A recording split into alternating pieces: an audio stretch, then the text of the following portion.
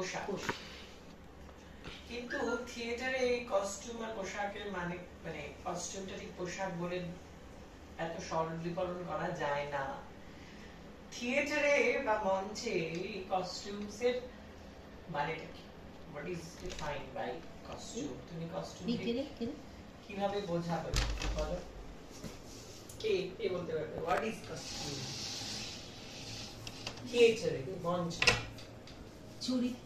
চরিত্র অনুযায়ী যে যেরকম চরিত্র করবে সেই চরিত্র অনুযায়ী থিয়েটারে যে পোশাকটা আমরা ব্যবহার করব সেটাকেই আমরা মঞ্চে কস্টিউম বলছি। কারণ যদি আমি রাজার চরিত্র করি তখন রাজার পোশাক আমরা পরবো, যখন আমরা ভিখারির চরিত্র করব তার জন্য ভিখারির চরিত্রের জন্য আমার সেরকম ভিখারির পোশাকই পরতে হবে, ছেঁড়া কাপড় ছেঁড়া জিনিস ব্যবহার করতে হবে। সেই জন্যই এই কস্টিউম বলে এটাকে ধার্য করা হয়েছে। তার মানে হচ্ছে কি কোন একজন অভিনেতার চরিত্র ঠিকঠাক করে পোর্ট্রেট করার ক্ষেত্রে কস্টিউমটা কস্টিউম একটা জরুরি অংশ। তার মানে কস্টিউম শুধুমাত্র অঙ্গ ঢাকার কিন্তু কাজ নয়, তাই তো? যেখানে যে চরিত্র হবে তার চরিত্রকে সহায়তা করার জন্য একটা মেজর পোরশন হচ্ছে কস্টিউম।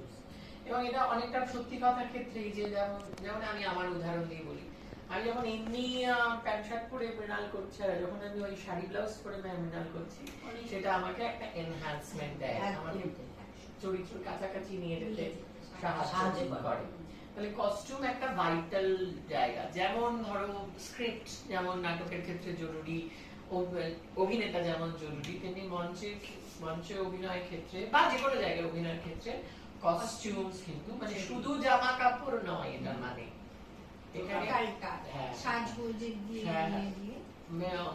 মানে পুরোটাই বিষয়টাতে একটা কস্টিউম কিন্তু একটা মেজর ফ্যাক্টর হয়ে দাঁড়াচ্ছে। এবং সেক্ষেত্রে তাহলে এটাও বোঝা যাচ্ছে যে তাহলে এটা খুব ইম্পর্টেন্ট একটা অংশ, তাহলে এটার উপর গুরুত্ব দেওয়া উচিত। এই তো যা হোক কিছু একটা আমি করতে পারি। যেমন অনেকের ক্ষেত্রে তো মানে তোমরা না বুঝেই বলো, বুঝে যে বলো তা নয়, তোমরা অনেকে এসে বলে যে এই চুড়িদারটা পরে নিচ্ছে, দাদা আমি চুড়িদারটা পরে নিচ্ছি। এটা তার মানে বুঝতে হবে যে না আমার এই ময়না চরিত্রের ক্ষেত্রে এই চুড়িদারটা যায় না। যেমন আমি উদাহরণ দিলে আর খুব ভালো হবে যে পৌনিকতার ক্ষেত্রে বন্দনা একদিন আমাকে বলছে যে ও আনারকলি চুড়িদারটা পরবে, মানে প্রার্থনা যখন ওটা না বুঝেই বলছে। কিন্তু তোমরা মানে এই ক্লাসটা করার পর আই গেস তোমরা এবার বুঝতে পারবে যে কোন চরিত্রের ক্ষেত্রে আমি কোন পোশাকটা করব। এবং পোশাকের যে আরো মেজর যে 5খানা পয়েন্ট আছে, কতগুলো ইম্পর্টেন্স আছে। প্রথম কথা হচ্ছে যে পোশাক সময়কালকে দেখায়, আমি কোন সময়ের নাটক করছি। সাপোজ আমি শাহজাহান করছি, বিএল রায় শাহজাহান করছি, সেখানে কি আমি জিন্সের প্যান্ট পরে উঠবো? ঠিক আছে। বা আমি যদি ডলস হাউস করি এবং ডলস হাউসে আমি নাটকটা দেখাচ্ছি যে সেই সময়ে আয়ারল্যান্ডের যে 1600 শতাব্দীতে আয়ারল্যান্ডের যে সময়কালটা, তাহলে আমার পোশাক কি জর্জেটের শাড়ি হবে? কখনো না। ওনার পোশাক কি জর্জেটের শাড়ি হবে? সেই সময়কার যেটা কাপড় চোপড় আছে সেটা হতে হবে। বা আমি যদি মৃচ্ছকটিকম করি বা আমি অভিজ্ঞান শকুন্তলম করি, তাহলে সেক্ষেত্রে কি আমি ফুলাতা ব্লাউজ পরে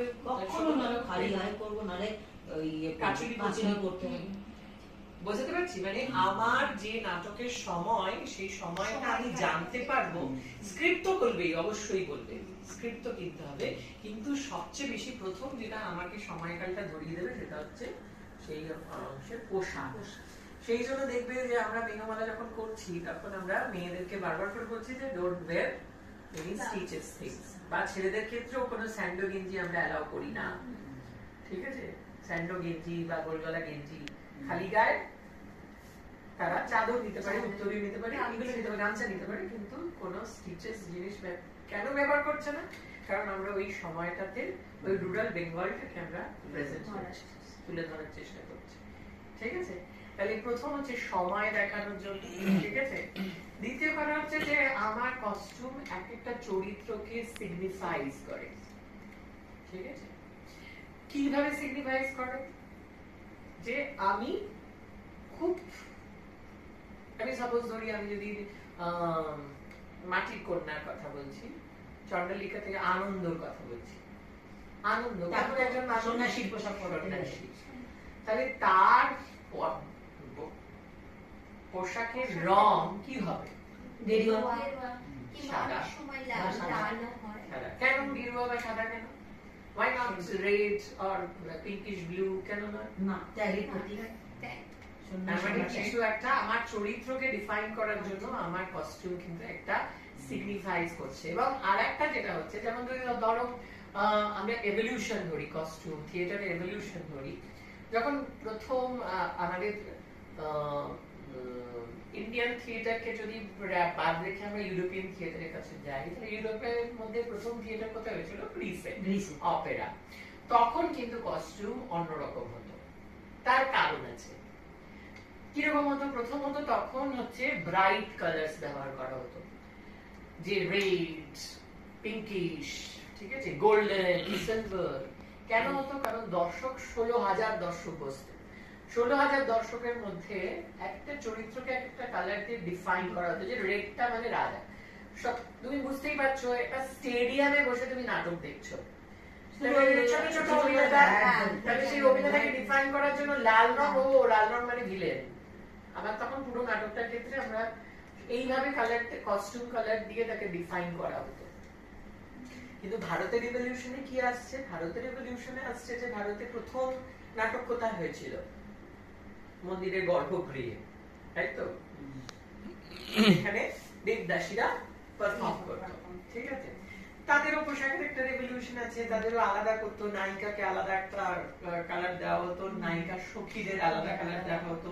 কৃষ্ণ ঠাকুরের জন্য যেমন মণিপুরি, যদি আমরা মণিপুরি ডান্স আর নাটককে তো আলাদা করা যায় না, মণিপুরি ডান্সে যদি যাই, ওখানে মেনশন করা আছে যে কৃষ্ণ ব্লু ভেলভেটের জামা পরবে আর হলুদ ধুতি পরবে, কারণ এটা নিয়ম, এটা আমাদের রিটেন আছে, ঠিক আছে? রাধাকে নীলাম্বরী হতে হবে, ঠিক আছে? অন্য কোনো কালার পরানো যাবে না। সখীদের তুমি অন্যান্য কালার পরো, কিন্তু Radha she should be Nilambari, ঠিক আছে? তো এই যে এভলিউশন গুলো কালার দিয়ে সিনক্রোনাইজ করা, এটা কস্টিউমই করতে পারে। অন্য কোনো মেকআপে, মেকআপ তো অবশ্যই আছে, কিন্তু কস্টিউমটাকে হচ্ছে একটা ওভারঅল প্রথম এক ছটকায় তুমি একেবারে আইডেন্টিফাই করে দিতে পারছো যে রাধা কোন চরিত্র, রাধা।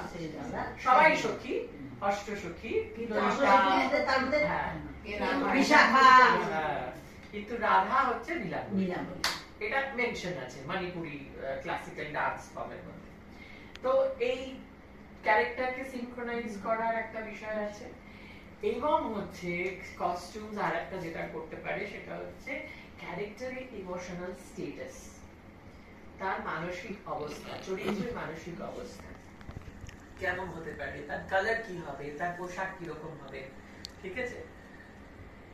অভিনয় কোথায় হয়েছিল? প্রথম অভিনয় কি বলতে পারি? পৃথিবীর মধ্যে সবচেয়ে প্রথম অভিনয়টা কোথায় হয়েছিল? গিরিশ মাঝে? হ্যাঁ, পৃথিবীর মধ্যে বলছি গ্রীসেই তো হয়েছিল। সেই আদিম মানুষটা যে প্রথম শিকার করেনি, তার ছেলে মেয়েদের বলেছিল কিভাবে শিকার করেছে। That is the first act, হ্যাঁ, তাই না? তো দেখিয়েছিল আমাদের যদি আমাদের অ্যানসেস্টরকে সেই জায়গা থেকে আমরা ইভলিউশনটা ধরি, তখন তাদের কিন্তু পোশাক ছিল কিছু ছিল না, গাছের ছাল বাকল এসব।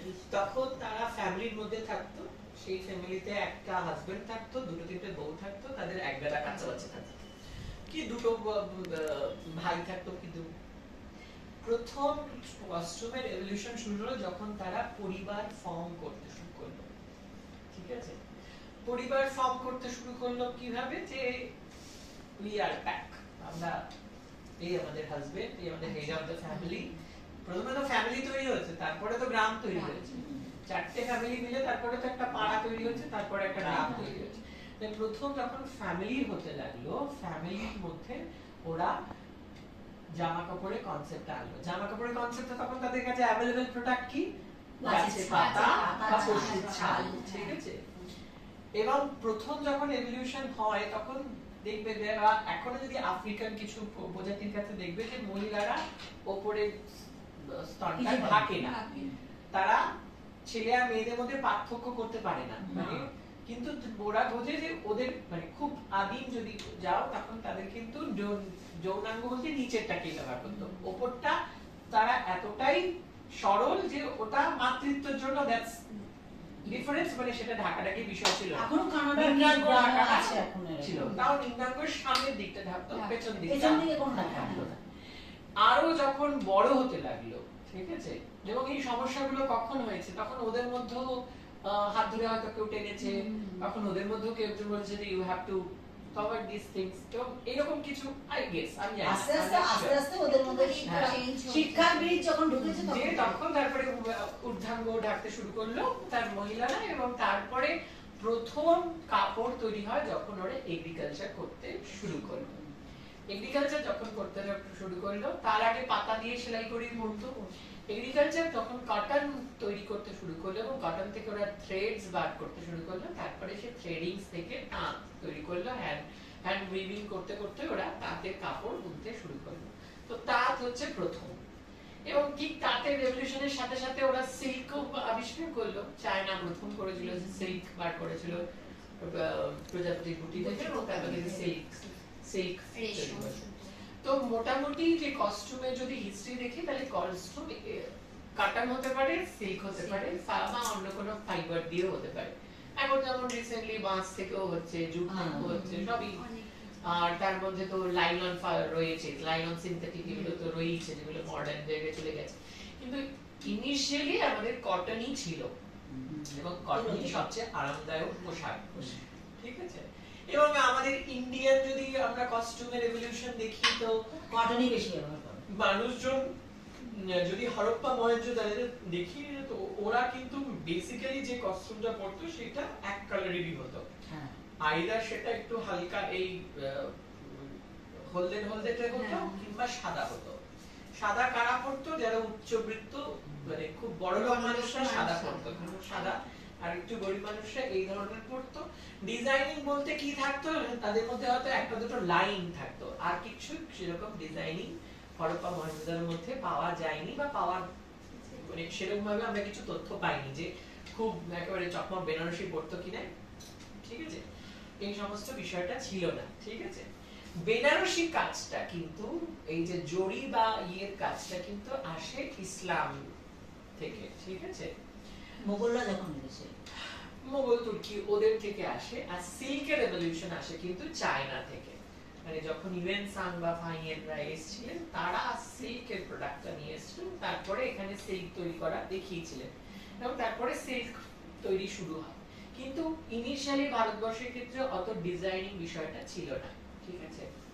জরি জারদোসি আসে ইসলামিক থেকে, কিন্তু যেটা ছিল সেটা হচ্ছে যে প্রিন্টিং বিভিন্ন ছিল, যেমন বাঁধনি কাজ, বাঁধনি, তারপর বাটিক। বাটিক তো পরে, বাটিকটা রেভলিউশন জাপান থেকে পরে রবীন্দ্রনাথ করেছিলেন। তার আগে যেগুলো ছিল ওই সব প্রদেশের একটা করে মধুবনী, ঠিক আছে, বাটিকটা অনেক আগে, এটা পুরনো হয়ে গেছে। ইসলামিক থেকে আরেকটা যেটা এসেছিল চিকন কারি, ঠিক আছে, সুতোর কাজ, এটা লখনৌ থেকে, লখনৌ চিকনটা, চিকনের কাজটা পাটনা বা এসব লখনৌতেই বেশি প্রথম ইয়ে হয়, লখনৌতে। ওরা ওরা হাতের কাজটা ভীষণ। আমাদের ক্ষেত্রে যেগুলো হচ্ছে আরজাক, ঠিক আছে, বাঁধনি, কাঁথা, ঠিক আছে, কাঁথা আমাদের বেঙ্গলের একটা কাঁথা স্টিচ। আমি দেখেছি আমাদের বয়স্ক মানুষরা, যেমন আমাদের শাশুড়ি টাশুড়ি, তাদের তো অনেক বয়স ছিল, আমি দেখেছি তারা কাঁথা বাড়িতে তৈরি করতো, কাঁথার মধ্যে নানা রকম কালার দিয়ে নানা রকম ডিজাইন, মানে কাঁথাটাই এত সুন্দর দেখতে। তারপরে পাটোলা আছে, পিপলি আছে উড়িষ্যার, গুর্জরি আছে গুজরাটের, বাংলি আছে মধ্যপ্রদেশের, পাটোলা তো বোধহয় উড়িষ্যার পাটোলা, ঠিক আছে, মধুবনী, এরকম বিভিন্ন প্রিন্টিং এর মাধ্যমে এরা বিশেষত মানে এই প্রিন্টিং এর বিষয়টা কখন মানুষজন করতে লাগলো, যখন they wants to make their clothes colourful, more interesting, এটা তখন তাদের, এবং তারা এই ক্ষেত্রে তারা ভেজিটেবলস কালার গুলো, ন্যাচারাল কালার গুলো বেশি ব্যবহার করতো, ঠিক আছে। এখন এখনো যেমন যদি তুমি ওই পট্টচিত্রের গ্রামগুলোতে যাও দেখবে ওরা ন্যাচারাল কালার ব্যবহার করে, হ্যাঁ। কাজল থেকে কালো করে, ঠিক আছে, গাছের ফুল দিয়ে ফুলের রং কালার করে, যেমন অপরাজিতা ফুলটা blue, একটা সুন্দর রং হয়, এগুলো ওরা ন্যাচারালি কালার গুলো হয়। পলাশ ফুল থেকে হলুদ করে, কমলা করে। তারপরে ওই ইয়ের থেকে কাচুরিরও ছিল না, ঠিক আছে, শাড়িটাকেই তারা ওরকম ভাবে ম্যানেজেবল করে পরতো এবং বেরোতো না, বেরোতো না বলে শাড়ি যে গুছিয়ে পরার কোনো বিষয় ছিল না, আট পৌড়ে ভাবে পরা হতো এবং গায়ে কাপড়টা মাথায় এটা বিষয়টা থাকতো। আমার মনে হয় শাড়িটাও ছিল না, খালি শাড়িটাই ছিল, সায়া ছিল না। আমার মা পরতো সেমিজ পরতো শাড়ির সাথে। একদমই। তো আর পরে এটা এনেছে তো ইংরেজরা। সেমিজ কোথা থেকে এসেছে? ইংরেজরা ছায়া এনেছে। একসাথে থাকতো, মানুষ সেগুলো এসেছে ইংরেজ আসার পর। হ্যাঁ, ইংরেজরা এনেছে। ইংরেজ আসার পর না, এই হিস্ট্রি যদি দেখো, তারপরে প্রথম মোগলরা আসে, মোগলরা আসার পর মোগলরা ওই লেহেঙ্গা টাইপের কাপড় চোপড়ের একটা গুলো, কারণ ওরা স্টিচিং ওরা জানতো, ঠিক আছে, কিন্তু মোগলদের বিষয়টা ওরা নেয়নি। বেঙ্গলসরা নিয়েছে কোথা থেকে? বেঙ্গলসরা নিয়েছে ইংরেজদের কাছ থেকে, একদমই তাই। সেমিজ থেকে শুরু হয়েছে এবং এটা শুরু হয় ঠাকুরবাড়ি মহিলাদের, একদমই তাই। ঠিক আছে। ওরা সেই হাতায় কুচি দেওয়া। জ্ঞাননা নন্দী প্রথম ব্লাউজ পরে এবং এই মডার্ন স্টাইলের শাড়ি পরে, হ্যাঁ। কুচি দিয়ে এই আঁচল করে, জ্ঞাননা নন্দিনী দেবী প্রথম এটার এভলিউশন করে যে এইভাবেও শাড়ি পরা যায়, এর আগে পর্যন্ত আট পরে। আর ও যেটা বললো যে কেন শাড়ির হাইটটা উপরে থাকতো, যেহেতু মাঠে কাদা থাকতো, কাদার উপর দিয়ে যদি হাঁটতো, বা আমাদের উঠানের ক্ষেত্রে উঠান গোবর ছড়া দিচ্ছে, জল ছড়া দিচ্ছে, যাতে আঁচলে না পাটিতে না লাগে। না লাগে। এইভাবে তখন সায়া ব্লাউজ আসে এবং তারপরে সায়া ব্লাউজকে ভাগ করা হয় সেমিজ থেকে, তারপরে সায়া পরে, ঠিক আছে, কিন্তু এইসব আগে ছিল না, ঠিক আছে। এবারে তুমি যখন আবার মেঘালয়তে চলে যাবে বা তুমি চাকমাতে চলে যাবে, তখন দেখবে ওরা ব্লাউজ পরছে কিন্তু শাড়িটাকে ভেতরে তলায় জড়াচ্ছে, ঠিক আছে, টু পার্ট মতো করে পরছে, কারণ সেটা ওদের ওখানকার সুবিধার জন্য, ঠিক আছে। মেঘলা কেন হলো, তাদেরও একটা নিশ্চয়ই হিস্ট্রি আছে যে কেন মানে একটা শাড়িকেই দুভাগ করে তিন ভাগ করে পরছে, ঠিক আছে, এগুলোর একটা একটা আলাদা আলাদা ট্রেডিশনাল হিস্ট্রিজ রয়েছে, ঠিক আছে। এবার আমাদের ক্ষেত্রে যেটা জানা দরকার সেটা হচ্ছে যে কস্টিউম, যেহেতু আমি বললাম খুব ইম্পর্টেন্ট, তাহলে সেক্ষেত্রে কস্টিউম ডিজাইনিং করাটাও এটাও খুব জরুরি, ঠিক আছে। যে কস্টিউম ডিজাইনিং মানে হচ্ছে তোমার সিন অনুযায়ী তুমি একটা নাটক পাচ্ছ এবং নাটক থেকে তোমাকে জানতে হবে সেই সময় কি, সেই কোন চরিত্রকে তুমি কি রঙের পোশাক পরাচ্ছ, এবং রংটা আরো বেশি ইম্পর্টেন্ট ডিপেন্ড করে আলোর ক্ষেত্রে। যেমন আমাদের স্টেজের ক্ষেত্রে সাদা রঙের কাপড় পরা যায় না, দ্যাটস আ ভেরি, মানে সাদা যেহেতু রিফ্লেক্ট করে প্রচুর আলো, সাদা পরাই যায় না। তোমরা জানো মেঘমালাকে সেই জন্য সমস্ত সাদা থান হলুদ করা হয়েছে, হলুদ করা হয়েছে। তো এই বিষয়গুলো একটু মাথায় রাখতে হয়, ঠিক আছে। এবং ডিজাইনিং পার্ট পোর্শনটা খুব গুরুত্বের সাথে দিতে হয়, যে তুমি যদি কোনো রং কালার কাউকে দিয়ে দাও কোন একটা সিনের, যেমন এই যমুনাবতীর ক্ষেত্রে সাপোজ ধরো, বা তোমাদের কনকাঞ্জলির ক্ষেত্রে যখন ওই মেয়েটা আসছে বাপের বাড়ি, তার শাড়ি কেমন হবে, সে কি একটা লাল ঝকঝকে কাতান পরে ঢুকবে, ঠিক আছে। এটা কিন্তু সমস্ত ডিরেক্টর এবং ডিজাইনিংদের কাজ করতে হয়, যে সে কি চায়, তার কটা চেঞ্জেস আছে, সে চেঞ্জেস কি হবে, কোন সময় আসছে, কি আর কিভাবে আসছে, কোন পরিস্থিতিতে আসছে, তার কাপড় ব্লাউজ কেমন হবে, তার অর্থনৈতিক পরিস্থিতি অনুযায়ী তার বাড়ির জামা কাপড় কেমন হবে, ঠিক আছে। তারপরে ধরো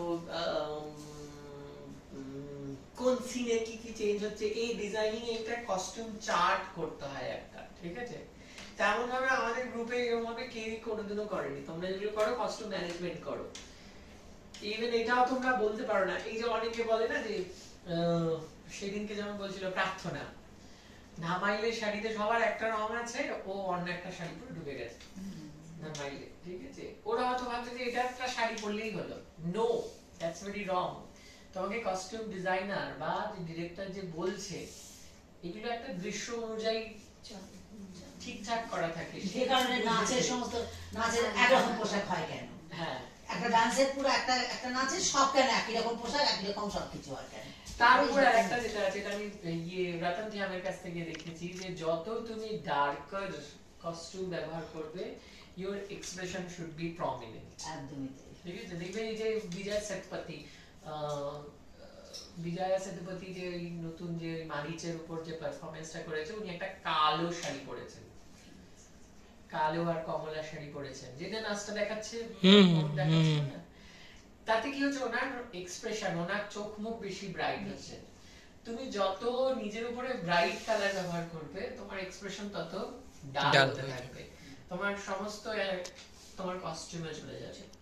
তো এই কতগুলো বিষয় মাথায় রাখতে হয়, এই কস্টিউম চার্ট প্রিপেয়ার করতে হয়, ঠিক আছে?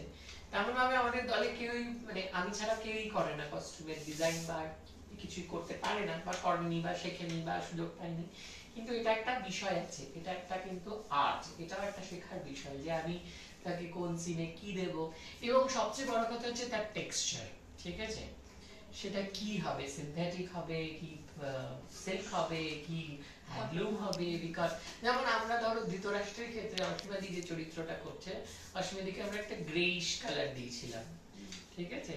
খুব চেয়েছিলাম আমরা হ্যান্ডলুম বলতে, কিন্তু যেহেতু অসীমাদি ছিল না বলে অসীমাদি একটা সিল্ক পরেছিল, কিন্তু ওটা বেশি যাবে হ্যান্ডলুমে, ঠিক আছে? ওই কালারটাই হবে গ্রে বা ব্ল্যাক, গ্রে বা ব্ল্যাক, ব্ল্যাক ব্ল্যাক আর গ্রে করলেই হয়। ছায়ামূর্তির ক্ষেত্রে আবার দিগবেন্দুর ক্ষেত্রে দেখো, দিগবেন্দু যে ওই ধৃতরাষ্ট্রে যখন পড়ছে, ওকে একটা আমরা ফ্লোরাল প্রিন্টের একটা ফ্রক দেওয়া হয়েছে, ওকে ওর একটা লাল চুল দেওয়া হয়েছে, কারণ ওটা আবার কিন্তু অন্য মানে পোর্ট্রেট করছে, ঠিক আছে?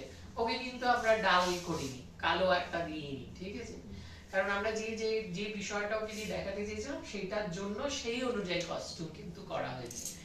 এগুলো প্রত্যেকটার একটা একটা মানে আছে, ঠিক আছে? যতদূর আমরা চেষ্টা করি, আমাদের এখন দেখো আমাদের ক্ষেত্রে অ্যাভেলেবলটা হয় না, যেমন ধরো সাপোজ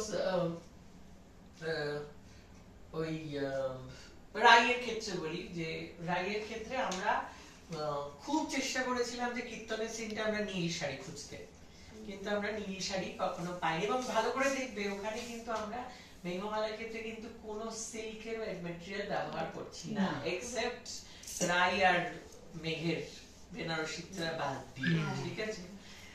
সব সময় আমরা কটনের উপর গেছি। কেন? একটা সিনথেটিক ইউজ হয়, সেটা হচ্ছে পাঁচালিটা। হ্যাঁ, পাঁচালিটা ইউজ হয়, ঠিক আছে? কিন্তু বাদ বাকি সব ক্ষেত্রে কিন্তু আমরা কাটারের উপর দিয়ে গেছি, ঠিক আছে?